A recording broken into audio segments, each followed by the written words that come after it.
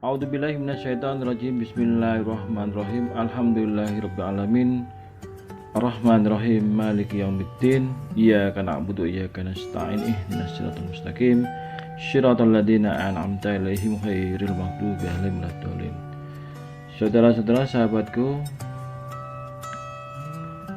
untuk menyampaikan sebuah pemikiran, kami membawa sebuah tema untuk pelajaran mengenal petunjuk Allah melalui sifatnya, yaitu kita tidak sadar dan tidak tahu kenapa taunya kita dipikir ada sesuatu.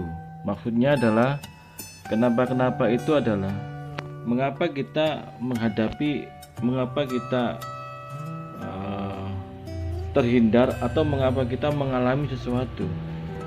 Kita harus sadar bahwa ada sikap, ada sifat, dan ada perbuatan. Tetapi dalam doa-doa yang sudah terekam dan tercatat, sebenarnya instruksi Allah telah mengarahkan kepada umatnya, pada seluruh insannya, bahwa ingatlah, artinya mintalah, dikarenakan ruang dan waktu dan keadaan ketika kita mengalami sesuatu hal yang sifatnya itu adalah sifat, maka sebaiknya kita minta agar dihindarkan. Halangi ya Allah, hamba meminta tutupi dari semua perbuatan orang lain yang jahat kepada kami. Halangi langkah mereka yang akan mencelakakan kami. Jika terpaksa, mungkin kita akan berhadapan dan bertemu dengan mereka. Mungkin kita berdoa semoga sadarkan mereka. Kenapa?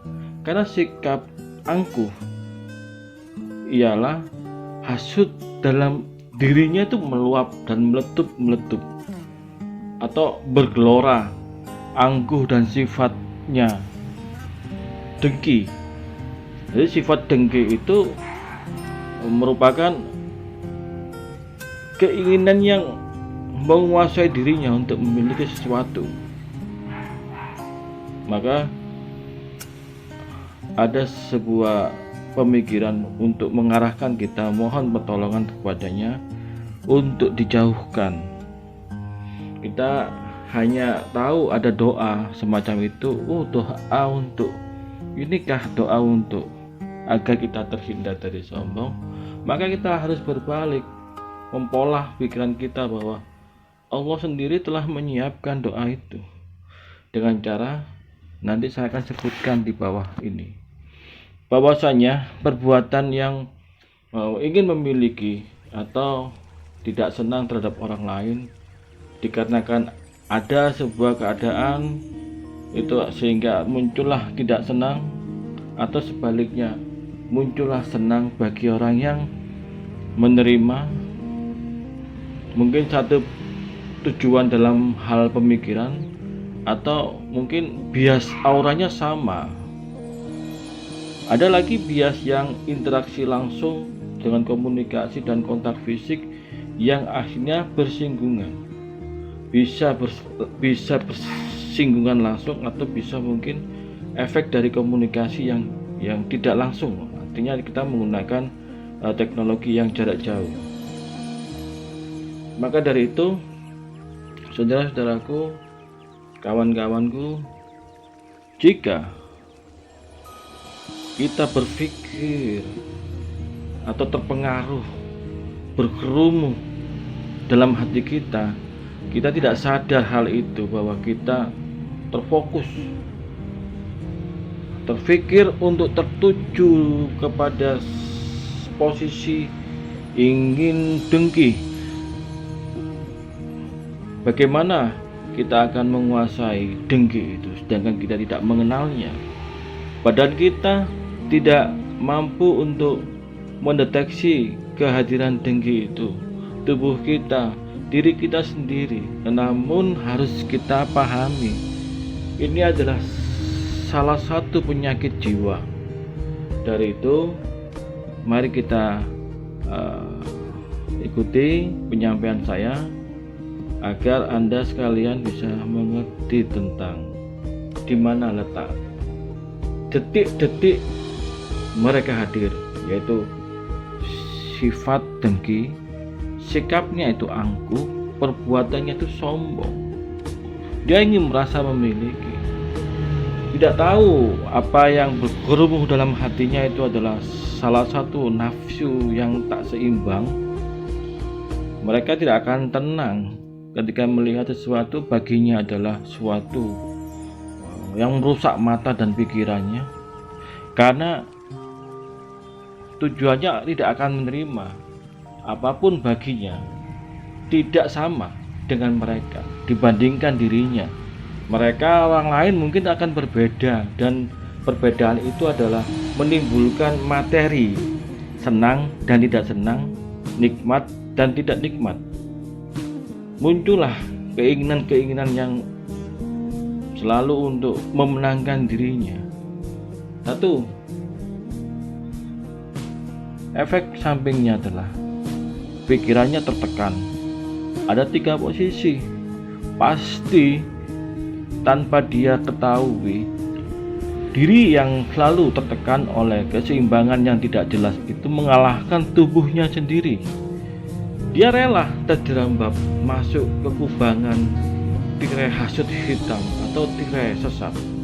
Yang berikutnya adalah dia berteman dengan halusinasi dan keluar dari imajinasi, yang seharusnya imajinasi itu adalah mengembangkan pola pikiran-pikiran yang seharusnya menjadi tujuan dari konsep yang ada.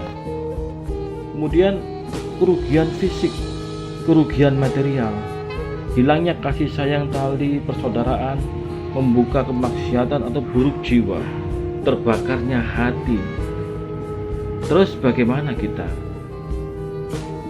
mengetahui mereka yang suka marah, memutus tali persaudaraan, menghilangkan nikmat, atau masuk ke jerembab ghibah atau membicarakan hal-hal yang mengakibatkan pembicaraan yang tidak penting, melakukan hal yang haram?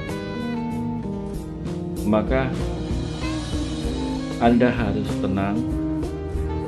Maksudnya ketika Anda mengetahui lawan bicara, teman saudara Anda yang diketahui salah satunya adalah sulit untuk dikendalikan, diajak untuk mengarah ke pemikiran yang berlogika yang baik, namun dia terganggu oleh sikap-sikap dirinya sendiri yang tidak sadar akan sifat itu tidak benar.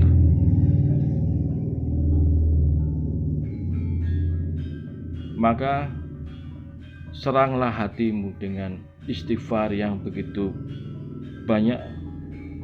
Lantunkan dalam hatimu, karena lantunan dalam hati la ilaha illallah sangat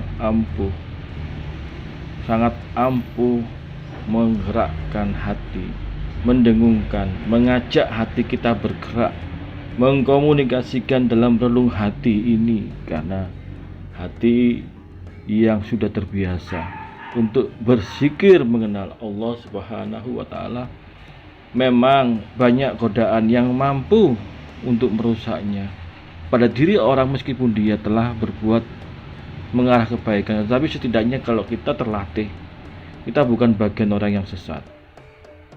Lepaskan kesombongan. Jadi Anda harus tahu bagaimana caranya untuk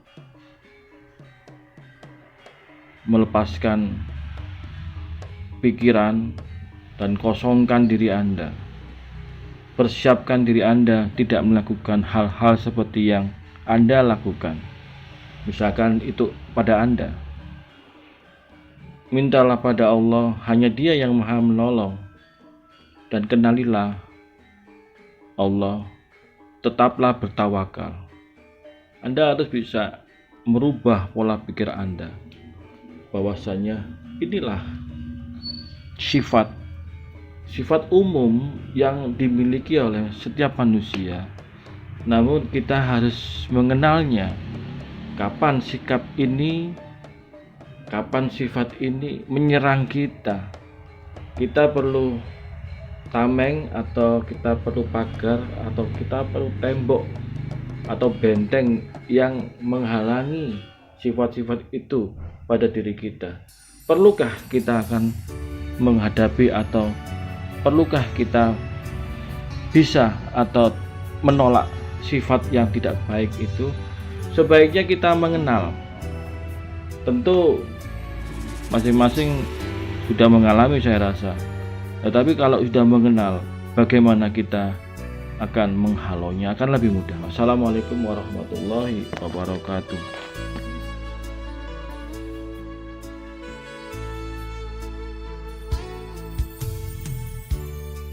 Sepine wengi iki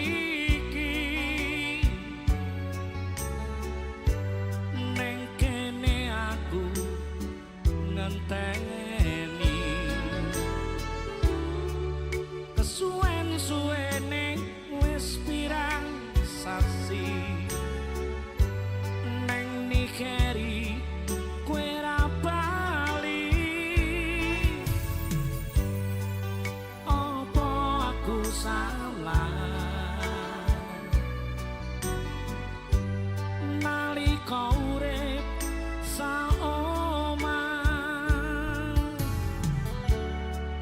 Rembulan sing ilono segara padhang ana atiku. Pujaan hatiku ra teko-teko ning nikeri ndang mulia. Apa aku salah nalika urip saomah?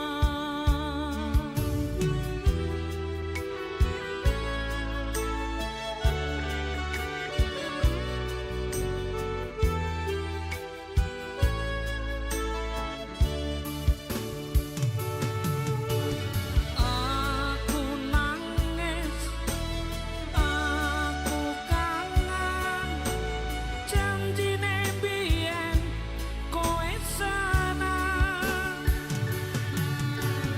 ning nikeri tak enteni gek mulia ning kene aku ngenteni.